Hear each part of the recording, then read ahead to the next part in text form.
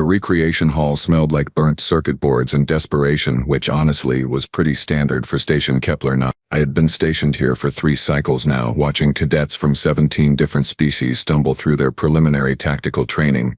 And let me tell you, nothing prepared you for the sheer absurdity of interstellar military education. My name is Vex Thorian, but everyone just calls me Vex because apparently 9 syllables is too much effort for most beings. I'm Caldrithian, which means I've got 4 arms, crystalline vision receptors that humans insist on calling eyes, and a metabolism that runs on caffeine and spite. I was supposed to be monitoring the rec hall that evening, making sure nobody decided to test their combat skills on actual living beings instead of the simulation pods. Spoiler alert, I failed spectacularly at that job.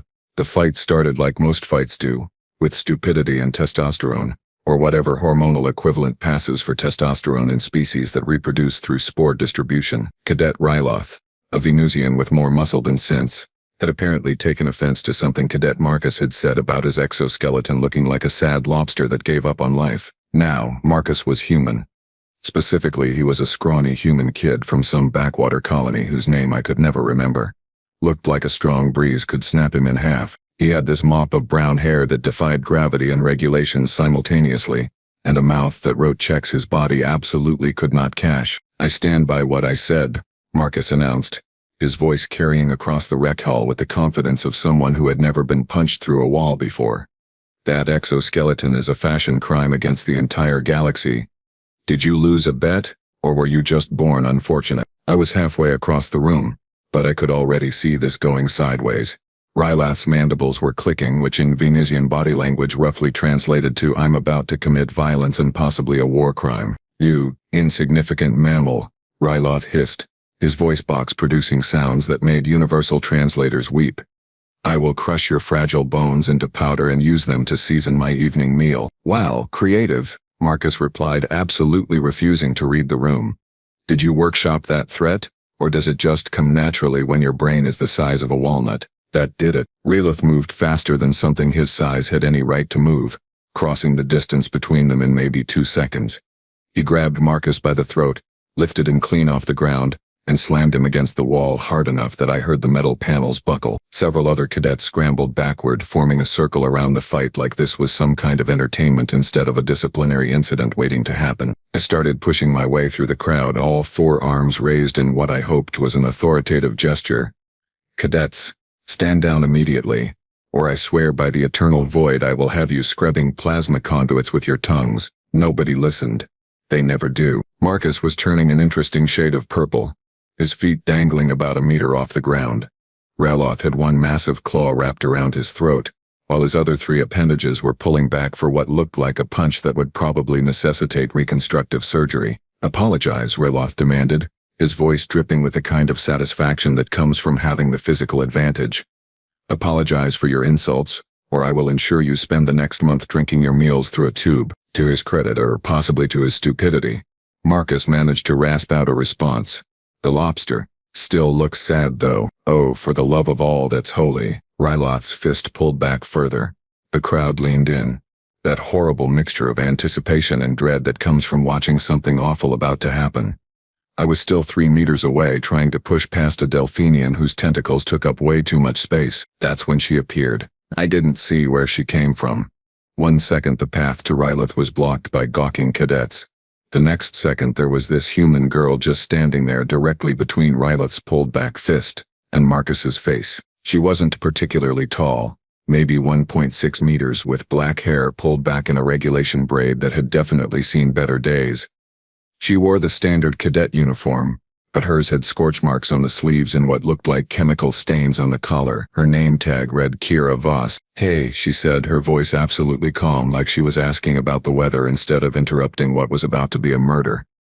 "You might want to reconsider this particular course of action." Ryloth stared at her, his compound eyes reflecting confusion and anger in equal measure. "Remove yourself, human, or you will share his fate." Kira tilted her head slightly, and I saw something shift in her expression.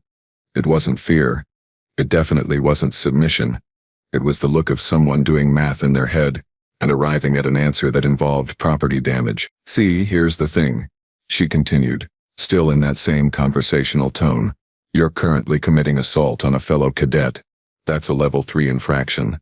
If you throw that punch, it becomes aggravated assault, which bumps it up to level 2. And if I report, which I absolutely will, you're looking at suspension, possible expulsion, and a permanent mark on your service record. I do not care about your human regulations, Rayloth snarled. This insect insulted my heritage. Oh, he definitely did, Kira agreed, nodding seriously. Marcus has the social awareness of a concussed hamster. But you know what's going to happen if you hit him while I'm standing here as a witness. You'll prove that Venetians can't control their tempers. You'll validate every stereotype about your species being all brawn and no brain. You'll become exactly what the xenophobes say you are. That was smart. Really smart. She was giving him an out, wrapping it in pride instead of fear. I finally managed to push through the crowd, arriving just in time to see Ryloth's expression shift from rage to uncertainty. His fist wavered, still pulled back but no longer quite as committed to its trajectory. I would suggest, I interjected, trying to sound like I had been in control of this situation the entire time, that you release Cadet Marcus immediately, unless you want to spend the next 3 cycles explaining to Commander Zell why you destroyed station property and attempted to murder a fellow trainee. Ryloth's grip loosened slightly. Marcus sucked in a gasping breath, his face transitioning from purple back to its normal pale color. This is not over, Ryloth growled, but he lowered Marcus back to the ground and released his throat. The big Venetian stepped back, his body language radiating frustrated anger. Kira remained exactly where she was, positioned between them like a human shield with a death wish. Marcus, because he apparently had no survival instincts whatsoever, immediately opened his mouth again. You know, for someone who claims to care about heritage, you really should invest in better armor polish. That shell is looking pretty dull, Marcus. At least 5 voices shouted simultaneously, mine included. Kira's hand shot out faster than I could track, clamping over Marcus's mouth with impressive speed. Nope, no. We're done. You are done talking. Forever. Permanently. I'm calling it now. No more words from you. Marcus tried to mumble something through her hand, but Kira just pressed harder. Did I stutter? Silent. Quiet. Mute. Choose your favorite, but shut up. I turned to Ryleth, who was still radiating the desire to commit violence. Cadet. Return to your quarters. Now. Consider this an official warning. The next incident, and I don't care if someone insults your mother, your exoskeleton, or your entire evolutionary tree, you go straight to the brig, understood? Rayloth's mandibles clicked in what might have been agreement, or might have been a threat. Hard to tell with Venusians, but he turned and stalked away, the crowd parting for him like he was radioactive, which left me with Marcus, still being physically silenced by Kira, and about 30 other cadets who were extremely disappointed that the entertainment had ended without anyone getting seriously injured. All right, show's over, I announced, clapping 2 of my hands together for emphasis. Everyone back to your assigned activities, or I start assigning extra shifts in the waste reclamation unit. Nothing cleared a room faster than the threat of sewage duty. Within 30 seconds, the rec hall had emptied out to just me, Marcus, and Kira. I turned my full attention to the girl who had somehow diffused a situation that should have ended with medical teams and incident reports. Cadet Voss. That was either incredibly brave or incredibly stupid. She finally released Marcus, who immediately gasped in a breath and then, predictably, said something stupid. I totally had that under control. Both Kira and I stared at him. You were 30 seconds away from having your face rearranged, Kira said flatly. You had nothing under control. You were actively losing consciousness. I was strategizing, Marcus insisted, rubbing his throat. That was all part of the plan. Your plan was to insult someone who could bench press a shuttle until he killed you. I asked, genuinely curious about the logic. When you put it that way, it sounds bad, Marcus admitted. Because it is bad, Kira interjected. It's possibly the worst plan in the history of plans. It's a plan that makes other bad plans feel good about themselves. I found myself liking this girl more by the second. Marcus looked between us, apparently realizing he was outnumbered. Fine, maybe I could have handled that better, but he started it with the whole crushing bones thing. You called his exoskeleton a sad lobster, Kira pointed out. What exactly did you expect would happen? I expected him to have thicker skin. Metaphorically speaking, although his actual skin is pretty thick, being an exoskeleton and all, which is kind of the whole point of. Marcus, I interrupted, holding up one hand. Stop talking before I let Ryleth finish what he started. He wisely closed his mouth. I turned back to Kira, studying her more carefully. She looked tired, the kind of tired that came from too many late nights. and not enough sleep. But her eyes were sharp, alert, missing nothing. Where did you learn to de-escalate situations like that? She shrugged, a very human gesture. My dad was a negotiator for the Terran colonial defense. I grew up watching him talk down everything from trade disputes to armed rebellions. You learn a few things. Clearly, I said. That was professional-level conflict resolution. Better than half the officers on this station could manage. A slight smile flickered across her face there and gone in an instant. Thanks. Though honestly, it's easier when you're not emotionally invested. I don't care about Marcus enough to be scared. Hey, Marcus protested. You literally just almost died because you couldn't stop insulting someone, Kira shot back. Forgive me if I'm not emotionally attached to your survival. I watched their interaction with growing amusement. There was clearly history there, though whether it was friendship or something else was hard to determine. Humans were confusing at the best of times. Both of you in my office. Tomorrow morning, 0700 hours, I said, making it clear this wasn't a request. We're going to have a conversation about appropriate conduct and survival instincts, or the lack thereof. Marcus groaned. Come on, I already got choked. Isn't that punishment enough? That was consequences, not punishment. I corrected. Punishment comes when I decide whether to report this to Commander Zale. That shut him up real quick.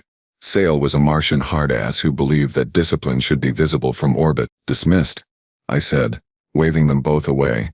Marcus started to leave, but Kira grabbed his arm, holding him back. She waited until I had turned away, pretending to check my datapad, before speaking in a low voice that she probably thought I couldn't hear. You need to be more careful, she said quietly. This is the third fight this month. I don't go looking for them, Marcus protested. No, you just open your mouth and they find you, Kira replied. Marcus, I'm serious. One of these days I'm not going to be there to step in. I don't need you to protect me. Obviously you do, because without me you'd currently be a smear on the wall. There was genuine concern in her voice under the sarcasm. I filed that away for future reference. They left together, still bickering in that way that suggested they'd been friends for a long time. I watched them go, then pulled up Kira's file on my datapad. Kira Voss, 18 standard years old. Terran. From Earth proper. Not one of the colonies. Enrolled in the tactical program 6 months ago.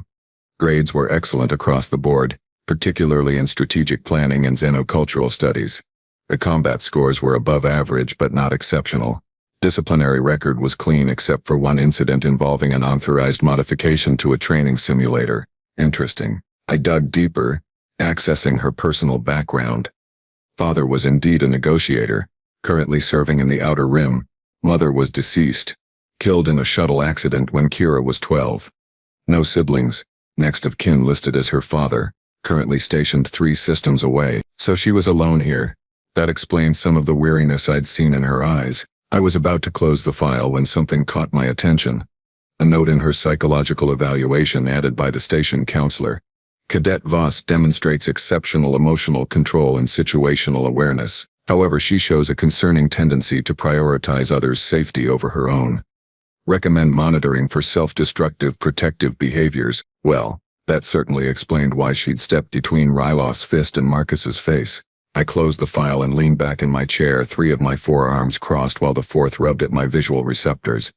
This was going to be complicated.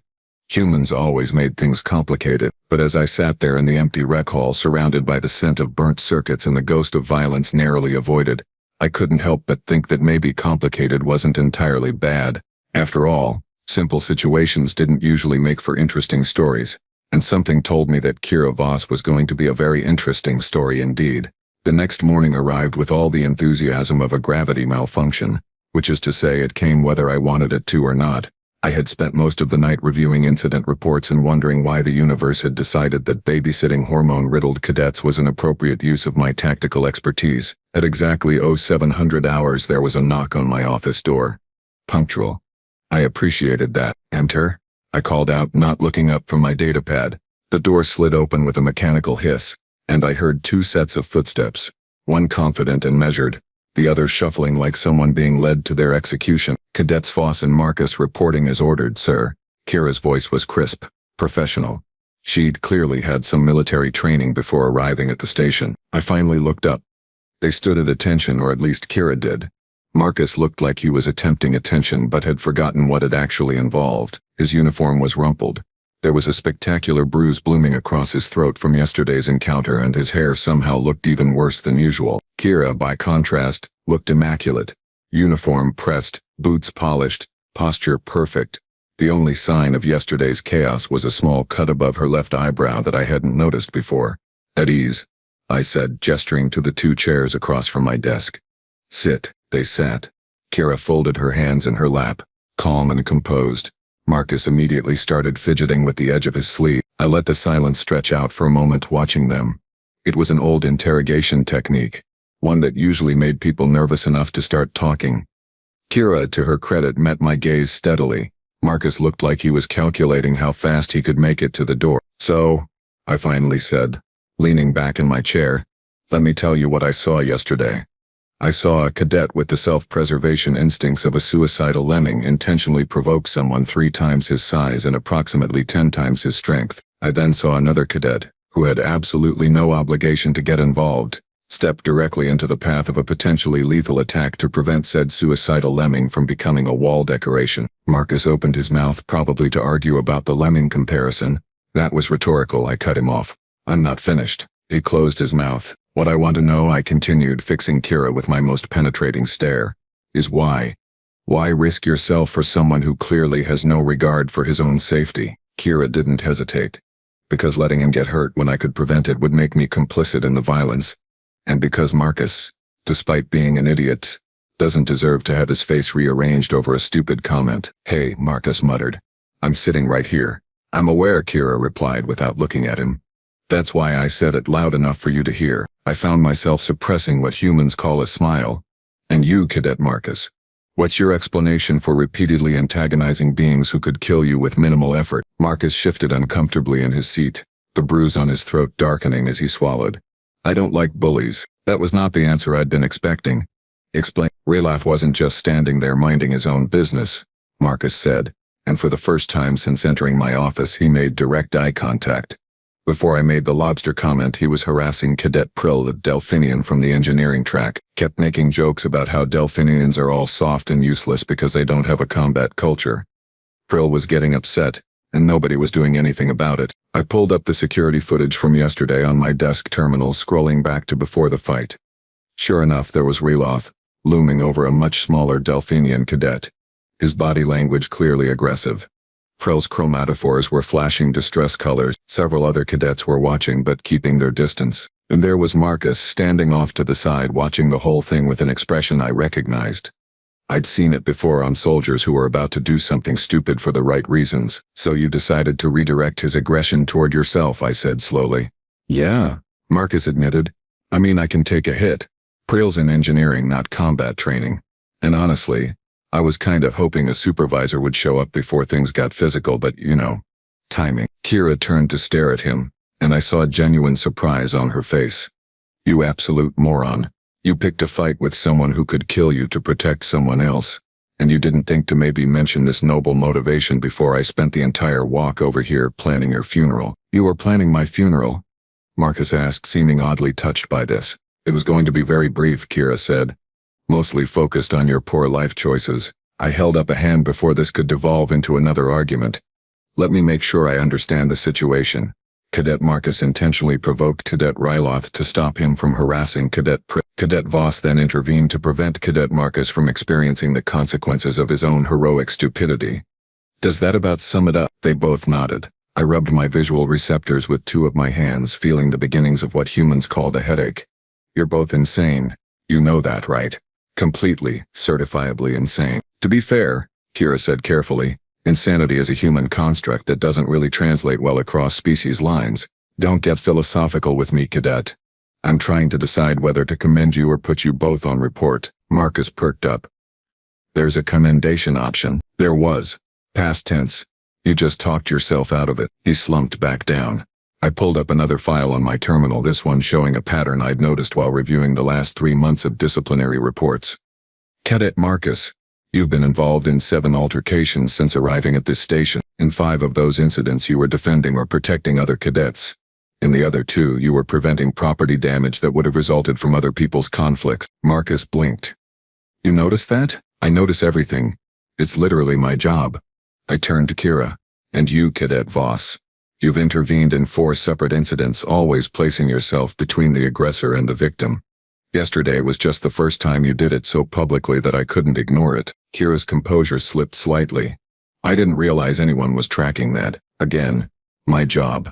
I leaned forward, resting all 4 arms on my desk. Here's the problem. What you're both doing, this whole self-sacrificing hero thing, it's admirable. It's also going to get you killed. Sir, Kira started, but I cut her off. Not finished. In a training environment, with supervisors present and medical teams on standby, your actions are merely dangerous. But out there, in actual combat situations, this kind of behavior is suicide. You can't protect everyone. You can't fix every problem by throwing yourself at it. And you absolutely cannot keep picking fights with beings who outmatch you physically. The office fell silent. I could see my words landing, see them processing the reality of what I was saying. However, I continued, and both of them looked up sharply. The instinct to protect others, to stand up against injustice even when it's personally costly. That's exactly what makes a good officer. It's the foundation of leadership. You just need to learn how to channel it in ways that don't result in your immediate death. Marcus looked confused. So, we're not in trouble. Oh, you're absolutely in trouble, I corrected. You violated about 6 different regulations yesterday. But I'm going to offer you an alternative to formal disciplinary action. Kira's eyes narrowed slightly, suspicious. Smart girl. There's a program, I explained, pulling up the details on my screen. Conflict resolution and tactical mediation. It's designed for cadets who show aptitude for de-escalation and protective service. Historically, it's been offered to diplomatic track students, but I think you two would benefit from it significantly. What does it involve?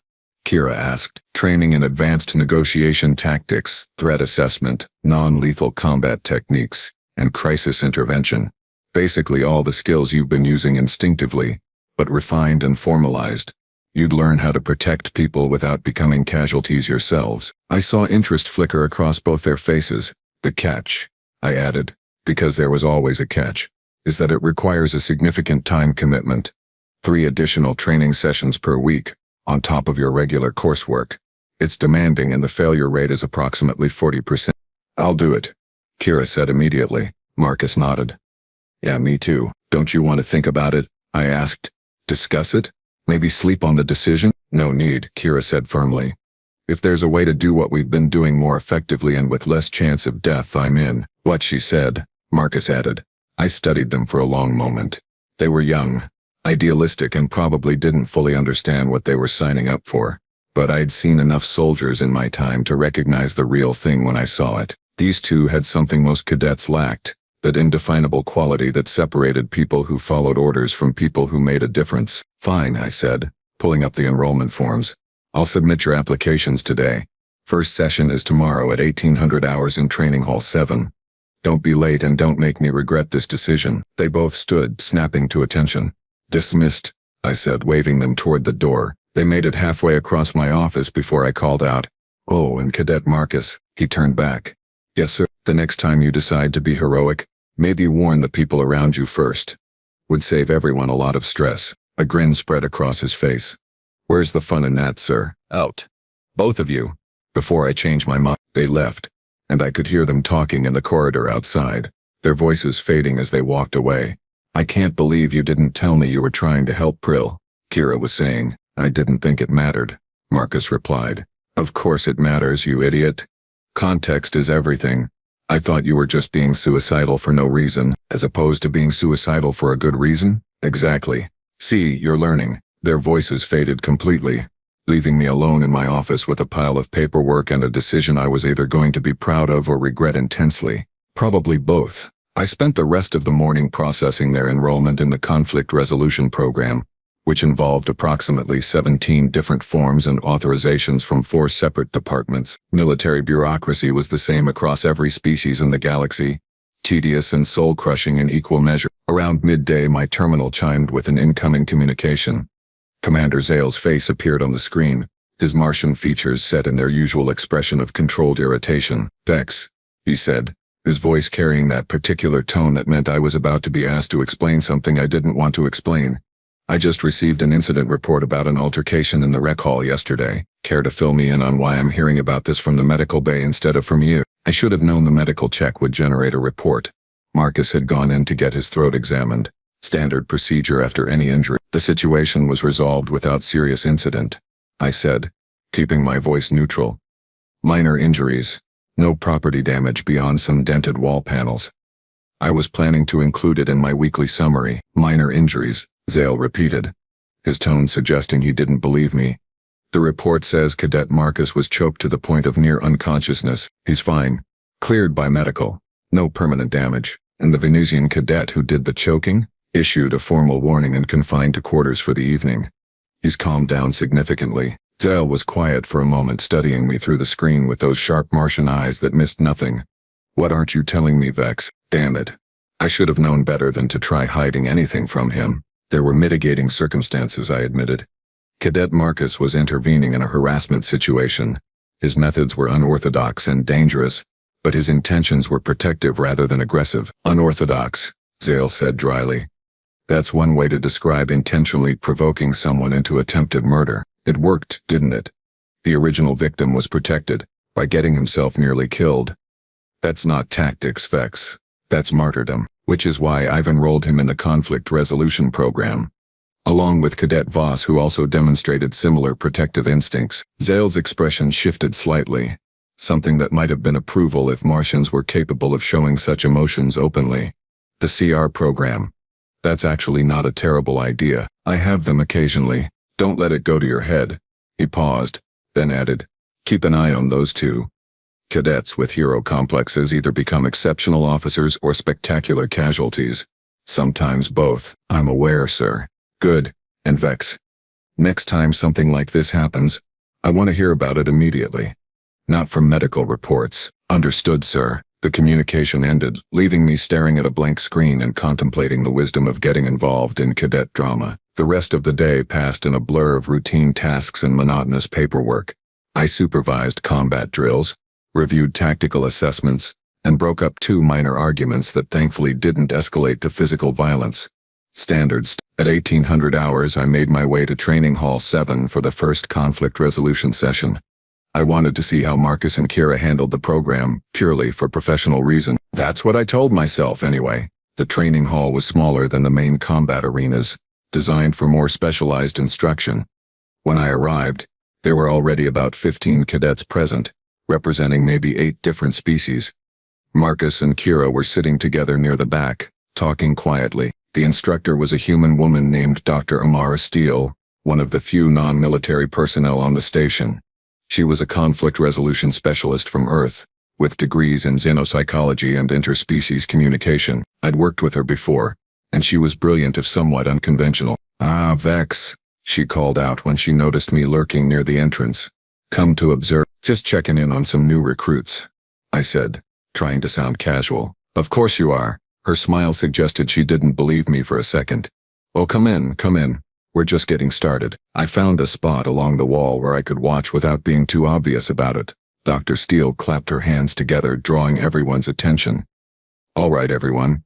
Welcome to Conflict Resolution and Tactical Mediation. I'm Dr. Steele, and over the next several months I'm going to teach you how to talk people down from violence, assess threat levels, and protect others without getting yourselves killed in the process. She began pacing across the front of the room, her movements energetic and engaging. First, let's establish something important. This course is not about making you weak. It's not about backing down from fights or letting injustice happen. It's about being smart enough to win without fighting when possible, and effective enough to end things quickly when fighting is unavoidable. She pulled up a holographic display showing various conflict scenarios. In any given confrontation, you have multiple options. Most people only see 2. Fight or flee. We're going to expand that to about 20 different options, ranging from diplomatic resolution to tactical retreat to precision intervention. For the next 2 hours, she walked them through basic threat assessment, body language analysis across different species, and de-escalation techniques. I watched Kira absorb the information like a sponge, taking notes and asking intelligent questions. Marcus was more restless, clearly struggling with the theoretical nature of the lesson, but I noticed he paid particular attention whenever Dr. Steele discussed physical intervention techniques. About halfway through the session, Dr. Steele called for volunteers for a practical demonstration. I need 2 people, she announced. 1 to play an aggressor, 1 to practice de-escalation. Several hands went up. Dr. Steele's eyes scanned the room, then landed on Marcus and Kira with an expression that suggested she knew exactly who they were and why they were here. "You two," she said, pointing. "The humans in the back. Come on up." They exchanged glances, then made their way to the front. I noticed several other cadets whispering, probably recognizing them from yesterday's incident. "All right," Dr. Steele said. "I want you," she pointed at Marcus, "to pretend you're angry about something. Doesn't matter what. Just channel some genuine aggression. And you," she indicated Kira, "are going to talk him down. Standard de-escalation protocol." Marcus stepped back, taking a moment to get into character. When he turned around, I was impressed by the transformation. His entire posture had shifted, shoulders hunched, jaw tight, radiating hostility. "This is ridiculous," he snarled, his voice harsh. "I'm tired of being pushed around. Tired of people thinking they can just walk all over me because I'm smaller or weaker or whatever. Someone needs to learn a lesson." Kira approached slowly, hands visible, posture open but not vulnerable. "I hear you. You're frustrated. That's valid. Don't patronize me," Marcus snapped, and I realized he wasn't entirely acting. There was real emotion there, probably bubbling up from years of actually being in that position. "I'm not," Kira said calmly. "I'm saying your feelings are real and they matter. But whatever you're about to do, let's think through the consequences first." "I don't care about consequences." "Yes, you do.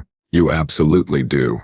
Because you're smart, and you know that whatever temporary satisfaction you get from lashing out, it's going to cost you. Maybe it costs you your position here. Maybe it costs you respect.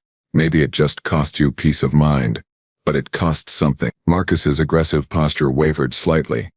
Kira pressed her advantage. "What if instead of making things worse, we figure out how to actually solve the problem? What if we find a way to address what's making you angry without you having to sacrifice anything?" There was silence for a moment.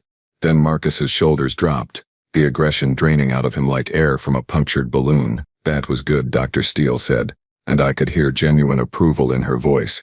"Really good. You hit all the key points: validation, consequence framing, and offering alternatives. Textbook de-escalation." The other cadets applauded, and Kira and Marcus returned to their seats.